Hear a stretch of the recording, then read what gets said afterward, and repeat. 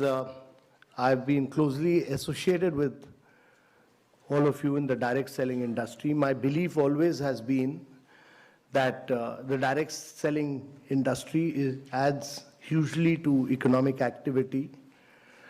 It is a major driver of India's growth, and that it provides the economic impetus to more than anything else. And the key challenge for India is really about growth with jobs. So if you are not able to create jobs, we'll be in deep problems. And therefore, jobs are very, very critical. And this industry creates jobs.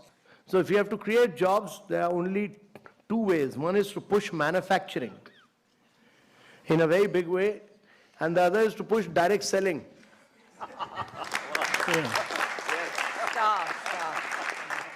But each one of the companies must start doing manufacturing in India. If you're going to sell, while we have brought systems, we've brought discipline, we've brought guidelines, we've done this, we drafted this long time back. It took Ministry of Consumer Affairs some time, but they finally issued those guidelines. So there's now everybody in government accepts that there are Government of India guidelines, clear guidelines.